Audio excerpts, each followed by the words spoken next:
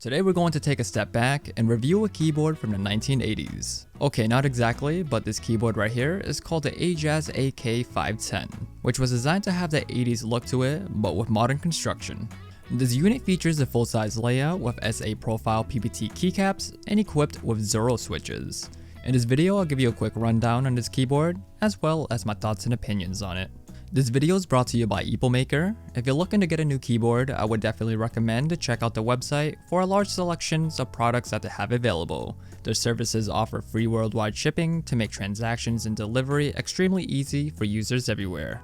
Check them out by clicking the link in the video's description. To start things off, let's quickly go through an unboxing. When you open things up, you get a dust tray cover, which is nice considering a lot of full-size boards don't include these. Aside from that, the rest of the contents are the keyboard itself and a wired keycap puller. For the design, you can see that it's a full-size layout containing all 104 keys, so you'll have direct access to everything. I've been reviewing so much mini keyboards lately, so it's surprising to me that I can actually mention a board having the navigation keys as well as a number pad portion.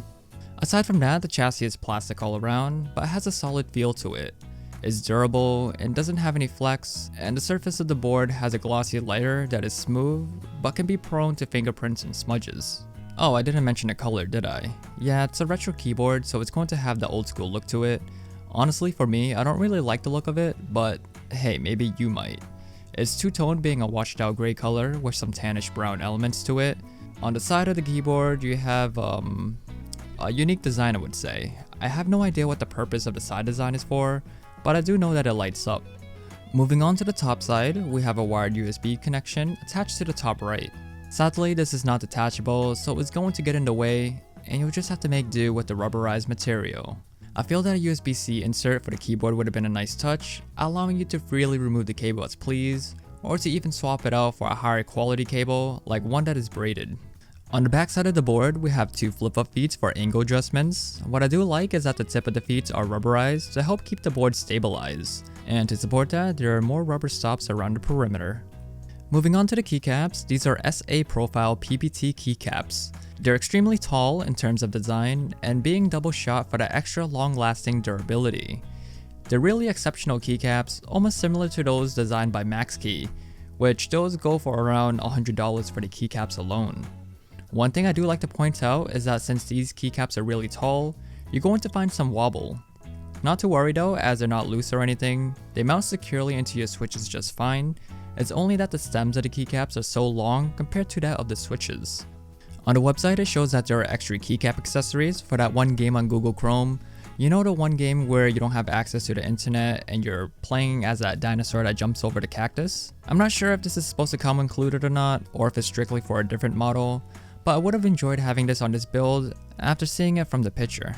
Moving on to the switches, this board is equipped with 0 switches, which are a clone of Cherry MX. After doing some research, they share the same exact specification, so you can use that as a reference. The switches included for this board are blue switches, providing that extremely loud clicky sound. It has a lifespan of 50 million keystrokes, with an actuation point of 50 grams, bottoming out at 60. A lot of people say that blue switches are the best for typing, since you have that tactile bump after every keystroke. Some people go to argue that they prefer to use this for gaming as well. But hey, at the end of the day, it's all personal preference. For me, these are my least favorite switches since I like using reds for gaming and brown switches for typing and productivity. Blue switches, I just don't know, I find the clicky sound to be pretty annoying. However, I'll sacrifice my ears just to provide you guys a quick typing test.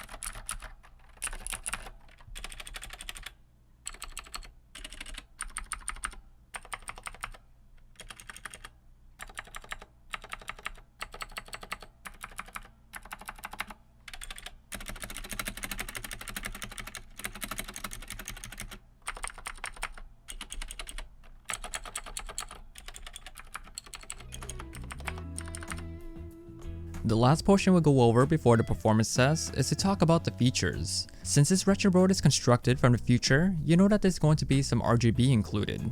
You have your choice of 10 backlit RGB modes.